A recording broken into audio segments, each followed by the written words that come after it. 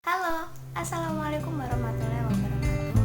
Kami dari kelompok 2 akan mempresentasikan hasil diskusi kami yang berjudul Perkembangan Aspek Fisik, Kognitif, Bahasa, dan Seni dengan anggota kelompok kami, yaitu yang pertama saya pribadi, Firnana Wafirdausi. Selanjutnya ada Asli Laylatul Hijjah, Nabila Yumna Nurfaizah, dan Quratul Ayun Maulidia. Oke, perkembangan adalah perubahan yang berkelanjutan dalam rentang hidup manusia. Dalam psikologi, perkembangan adalah perubahan kualitatif dan kuantitatif individu yang berkelanjutan dalam rentang kehidupannya, dari bayi, kanak-kanak, remaja, hingga dewasa. Nah, bagi para guru dan mahasiswa calon guru harus memahami betul mengenai perkembangan psikologi ini. Mengapa? Karena kita akan dipertemukan dengan para peserta didik yang memiliki karakteristik yang berbeda-beda dari segi emosionalnya dan segi kognitifnya. Maka dari itu, kita harus memahami mengenai aspek-aspek perkembangan sehingga kita dapat menentukan teori pembelajaran yang tepat di kelas. Teori belajar itu adalah landasan suatu proses pembelajaran di kelas untuk menuntun kondisi untuk belajar. Baiklah, pada kesempatan kali ini kami akan menjelaskan mengenai 4 aspek. Baiklah, aspek yang pertama adalah aspek perkembangan fisik. Perkembangan fisik adalah perubahan-perubahan yang terjadi dalam tubuh, perubahan kapasitas otak, kapasitas sensorik, dan keterampilan motorik yang ditandai dengan bertambahnya berat badan, bertambahnya tinggi badan, pertumbuhan tulang dan otak, dan ciri-ciri pubertas lainnya. Dalam perkembangan fisik ini sendiri terdapat 2 aspek. Yang pertama adalah aspek anatomis, yang kedua adalah fisiologi. Aspek anatomis adalah perubahan bentuk tubuh, dan ini bersifat kuantitatif. Contohnya, perubahan berat badan, perubahan tinggi badan, seperti itu. Yang kedua adalah fisiologi atau sistem manusia.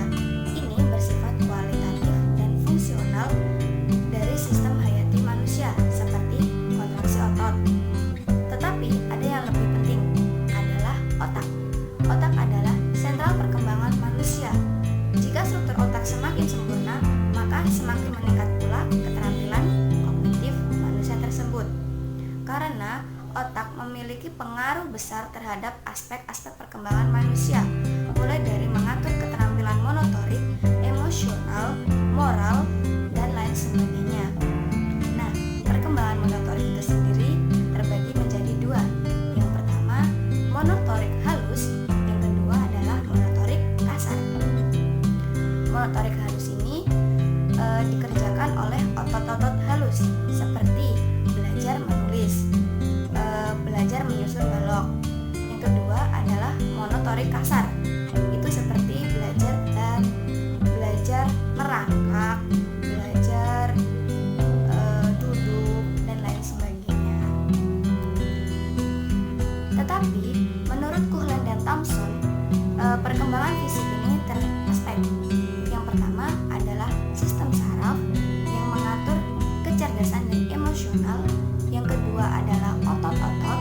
Yang ketiga adalah kelenjar endoktrin yang mengatur pola tingkah laku. Yang keempat adalah struktur badan.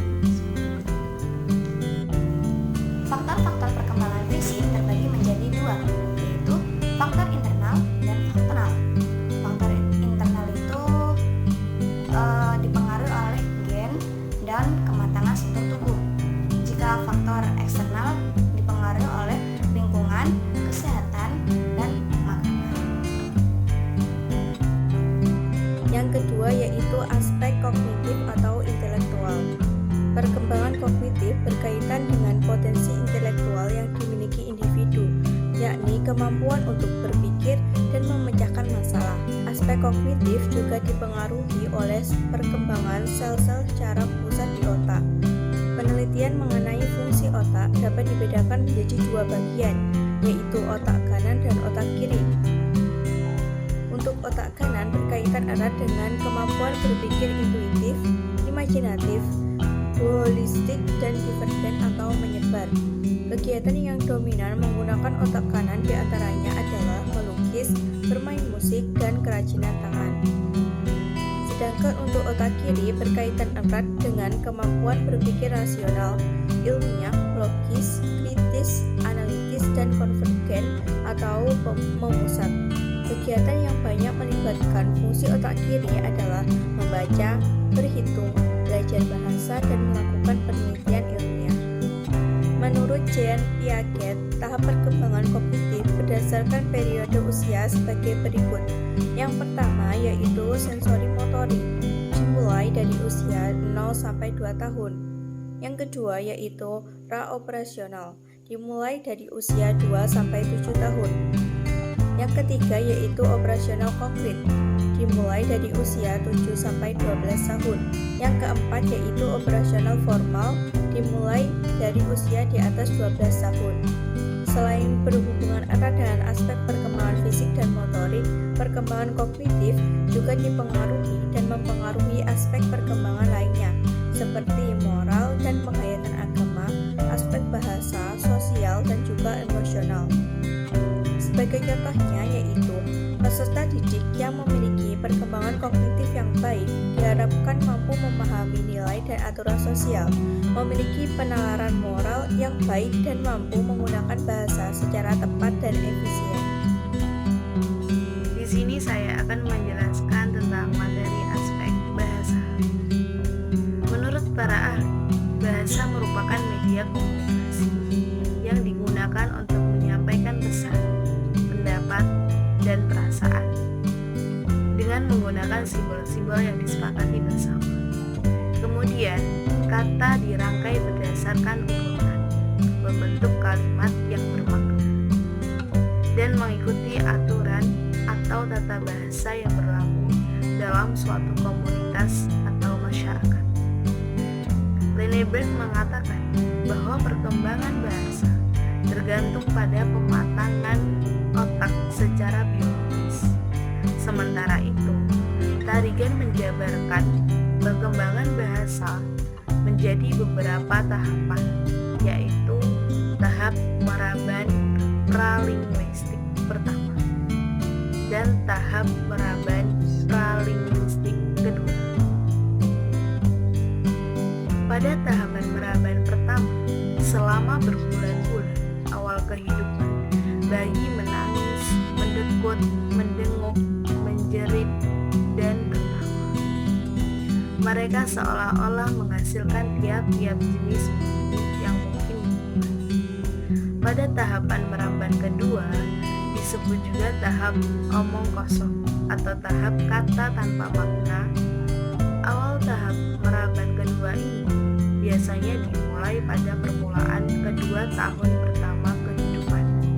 Anak-anak menghasilkan suatu kata yang dapat dikenal, tetapi mereka berbuat seolah-olah mengatur ucapan mereka sesuai dengan pola suku kata. Setiap anak yang terlahir bersifat imajinatif dan memiliki sisi seni mereka sendiri. Keadaan dari seorang untuk bisa mengembangkan dirinya, mengaktualisasi diri dan mengasah kemampuan. Pada anak usia dini, aktualisasi diri dapat diimplementasikan sebagai pengembangan bakat yang anak. Sudah banyak sekolah yang membuka program bakat dan minat anak, akan tetapi dirasa belum maksimal. Program bakat anak di sekolah hanya sebatas melukis, drum band, dan renang.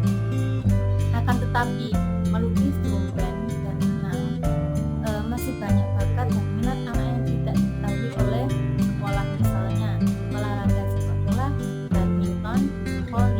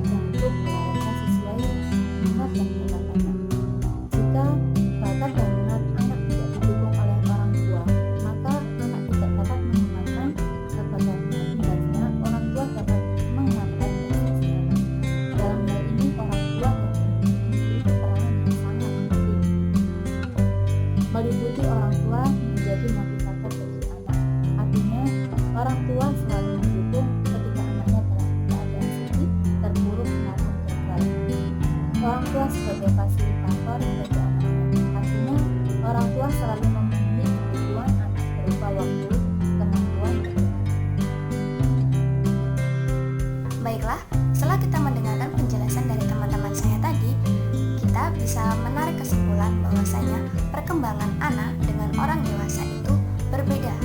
Perkembangan anak meliputi keterampilan motorik, keterampilan intelektual, dan perkembangan bahasa dan seni. Nah, faktor yang menimbulkan perkembangan ini yaitu faktor genetika dan lingkungan. Dalam perkembangan itu pasti terdapat masalah-masalah yang banyak, tetapi masalah-masalah itu dapat diperbaiki